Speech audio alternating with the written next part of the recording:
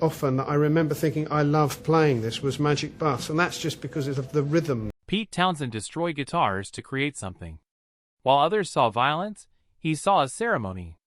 Every smashed instrument was a statement, every windmill arm swing a prayer. Townshend never played rock and roll. He questioned it, challenged it, and reshaped it.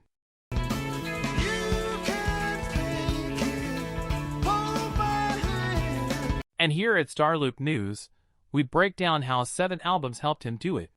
Pete Townshend didn't come to music the normal way.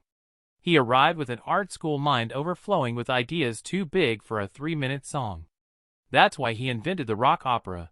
Thought about trying to write an opera, and I said, well, I am studying. This is a really imaginative and successful piece of composing. His guitar wasn't noise, it was a question. Sometimes it screamed those questions out loud. These 7 albums weren't just his favorites. They were guideposts, maps that showed him rock could be fearless, creative, emotional, and even dangerous. The first spark came from Eddie Cochran singing To My Baby. To a young Townshend in London, Cochran's swagger wasn't just cool, it was liberation. He showed Pete that rock belonged to young people, that attitude mattered, and that the wild energy of rebellion could shape a whole identity. That same fury later exploded on stage, when the Who blew audiences away. Then came John Lee Hooker's Burnin'.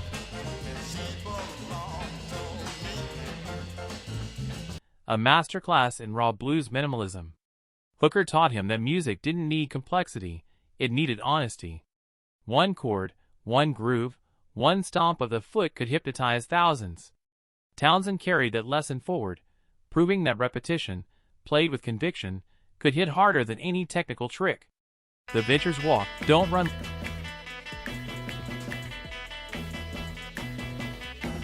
reminded Townshend that guitars could speak without words. Their clean lines and precise tones became his classroom. He learned that melody could be the message, that riffs could become choruses, and that discipline mattered just as much as chaos. Ray Charles flipped his world upside down with modern sounds in country and western music. Charles broke every rule, blending soul, country, gospel, and orchestral sounds into something entirely new. Obviously only a few can make it. So in a sense, when Charles proved that genres weren't walls, they were doors. When Pete reflected on my generation, The Who's own first album, it wasn't ego. It was truth. This was the purest form of who they were, loud, confused, powerful, and desperate to be heard. It taught him to capture the moment, trust imperfection, and stay hungry.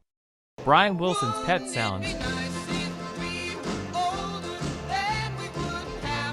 then blew the ceiling off everything he believed music could be. The beauty, the depth, the layers, it all showed Townshend that ambition wasn't dangerous, it was necessary.